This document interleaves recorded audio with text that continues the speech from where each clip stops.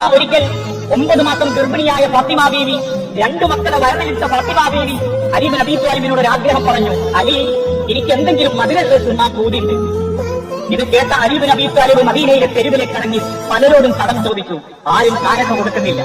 അവസാനം റസൂല് കൊടുത്ത പണയങ്കി ഒരു ജൂതന്റെ കച്ചവട സ്ഥാപനത്തിൽ പണയം വെച്ച് കൈനിറയെ മധുരമുള്ള ഈത്തപ്പഴവുമായി അലി ഇബ്നു അബീ ത്വാലിബ് വീട്ടിലേക്ക് ഓടി ആ ഫാത്തിമ ബീവിക്ക് കൊടുക്കാൻ മദീനത്തെ പള്ളിയുടെ മുൻഭാഗത്ത് നിൽക്കുന്ന പട്ടിണി കിടക്കുന്ന സഹാബാക്കൾ പറഞ്ഞു, അലി, ഒരു കാരക്ക ഞങ്ങൾക്ക് താ.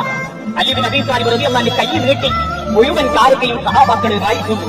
അവസാനം വെറും കൈയോടെ വീട്ടിലേക്ക് കയറി വന്ന അലി ഇബ്നു അബീ ത്വാലിബിനോട് ഒരക്ഷരം തർക്കുത്തരം പറയാതെ ആ വീട്ടിൽ ആകെയുണ്ടായിരുന്ന ഗോതമ്പെടുത്ത് ഫാത്തിമ ബീവി അലി ഇബ്നു അബീ ത്വാലിബിന്റെ മുൻപിലേക്ക് നീക്കിവെച്ചു. ആ ഗോതമ്പ് പുഴുങ്ങിയതെടുത്ത് വായിൽ വെക്കുന്ന അലി റളിയല്ലാഹു അൻഹു അറിയാതെ കരിഞ്ഞു പോകും. ഫാത്തിമ ബീവി തോളത്ത് തട്ടിയിട്ട് ചോദിക്കും, എന്തിനാ അലി നിങ്ങൾ കരയുന്നത്? അലി ഇബ്നു അബീ ത്വാലിബ് തിരിച്ചു പറഞ്ഞു, ഫാത്തിമ, നീ എന്താ എന്നോട് ആ മധുരമുള്ള കാരക്കയെ പറ്റി ചോദിക്കാത്തത്? അതിന് ഫാത്തിമ ബീവി തിരിച്ചു പറയുന്ന ഒരു വാക്കുണ്ട്.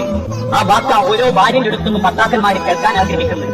ഫാത്തിമ ബീവി പറഞ്ഞു, അലി, എനിക്കുറപ്പാ ഒന്നുകിൽ താങ്കൾക്ക് അത് കിട്ടിയിട്ടുണ്ടാവില്ല, അഥവാ കിട്ടിയിട്ടുണ്ടെങ്കിൽ എന്നേക്കാൾ അർഹതപ്പെട്ട ആർക്കോ നിങ്ങൾ അത് കൊടുത്തിട്ടുണ്ടാകും.